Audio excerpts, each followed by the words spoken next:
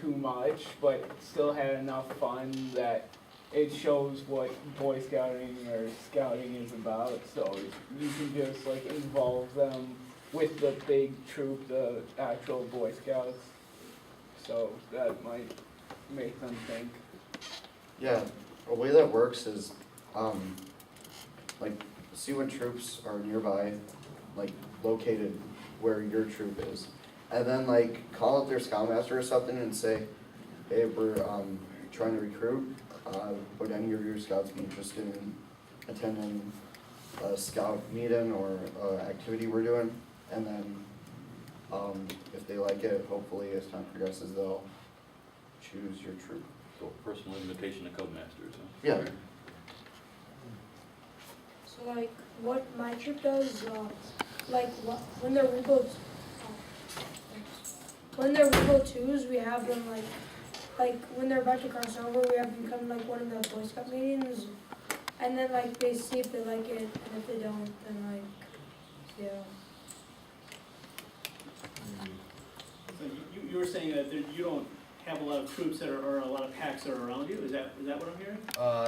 A lot of that, and the fact that we don't really have contact with any of the packs, any contacts, any ways that you get your name out to other packs, other than just direct contact. If it's direct contact, that is also something to say, so we can make sure that we're doing that.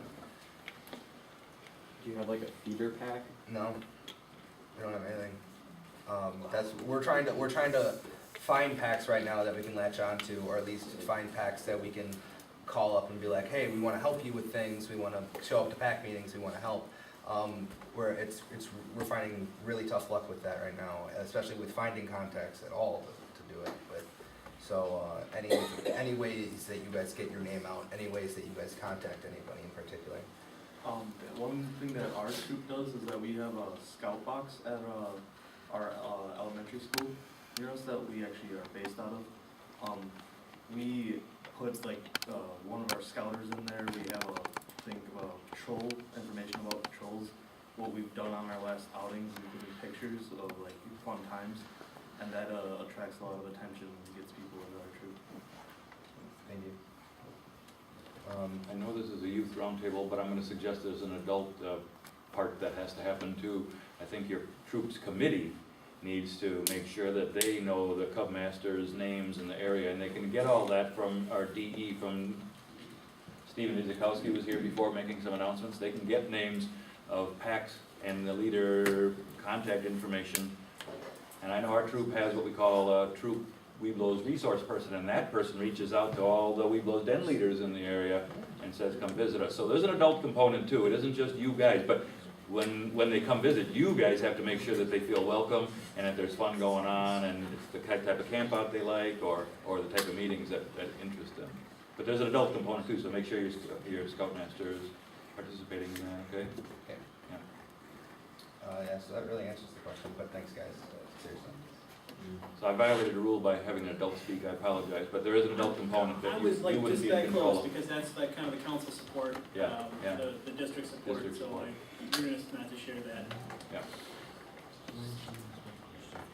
What other topics have come up to you guys? Got one over here? Go ahead. All right. Personally, I've been having a bit of trouble with meetings here and there. Sometimes sometimes the scouts would just get off topic, and next thing we'd know, we would be in a total different area than we would rather Could you be. speak just a little louder? I can barely hear you with the wind outside. I'm sorry. That's fine. Go ahead and yell. The basic situation is that people are getting really distracted during meetings, and sometimes it'd be hard to teach the points and get ideas flowing throughout the meeting. It's hard to get the stone rolling, that's what I'm saying. I'm just asking here, how do I keep the meeting on point, but not being too strict? Yeah? Well, like sometimes Real in our life. troop, if we have we'll like split up into groups and do certain activities, and you can maybe split people up that fool around together, so they don't fool around. So they split into groups, and the groups are doing different things and keeping active, right? Good. you said this was like an ongoing problem? This isn't just brand new recently, this has been continuous?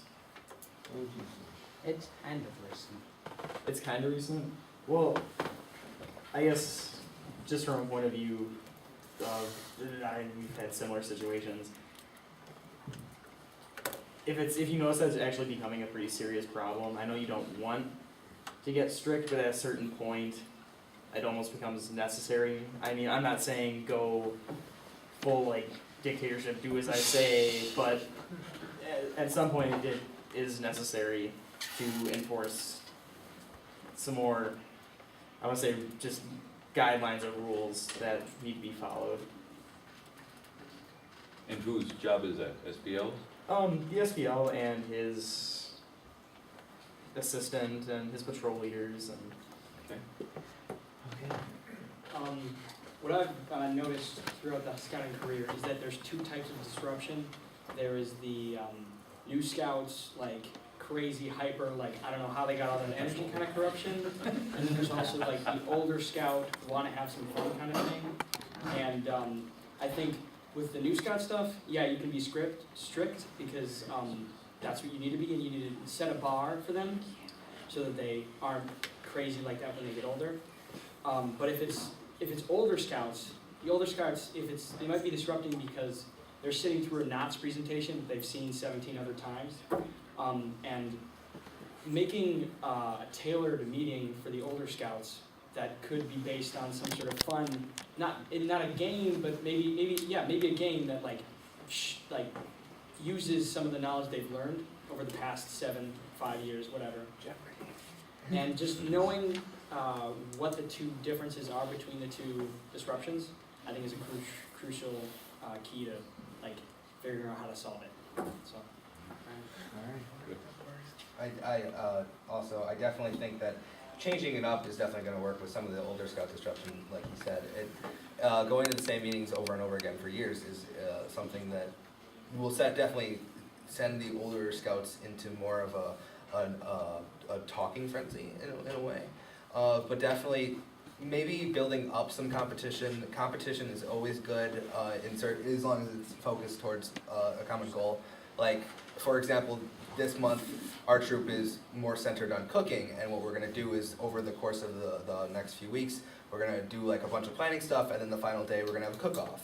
Something like that, something to make sure that everybody's entertained, everybody's in the meeting, everybody is a little bit more paid attention to it, so it's all building up to this cook-off at the end. Something like that, something new.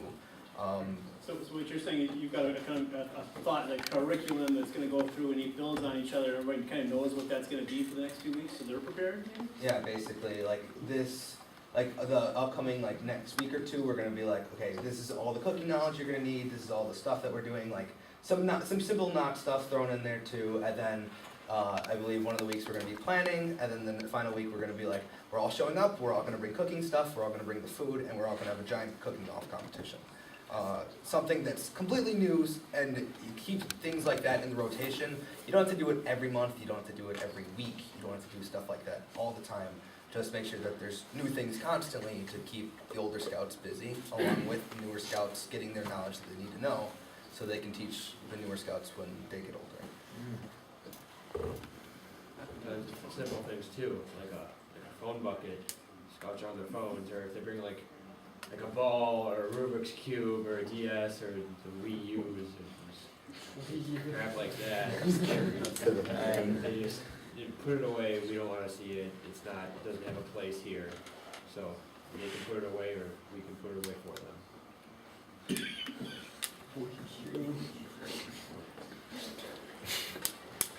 Alright, I think that answers my question. So, Other topics? Questions?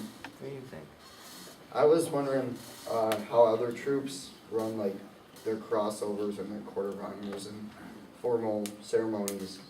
Like I know for our troop, in terms of court of honors, we'll usually have the court of honor and then we'll allow all parents to come in, and then the rest of the time will be like social time for everyone to communicate with one another, and then sometimes we'll play like a slideshow with different videos of our last few events.